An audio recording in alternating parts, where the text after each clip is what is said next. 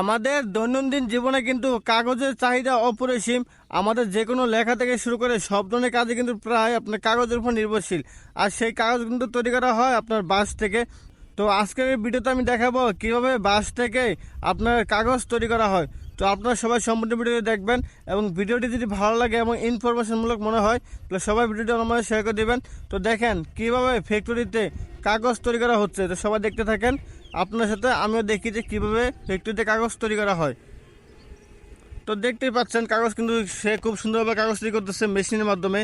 আপনার কি বলবো, এরকম মেশিনের কাগজ তৈরি করা হচ্ছে যে এটা কিন্তু আমরা কিন্তু কখনো কল্পনা করতে পারি না যে বাঁশ থেকে কাগজের উৎপাদন হয়। কিন্তু এটাই কিন্তু বাস্তব। বাঁশ থেকে কিন্তু কাগজের উৎপাদন হয়।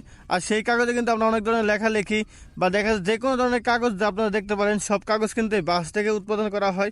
তো আপনারা দেখেন, আর আপনারা দেখে যদি ভিডিওটি ভালো লাগে তাহলে অবশ্যই সবার মাঝে শেয়ার করে দিবেন, যাতে করে অন্যরাও দেখতে পারে যে কীভাবে বাঁশ থেকে কাগজ উৎপাদন করা হয়। তো সবাই ভিডিওটি শেয়ার করে দিন।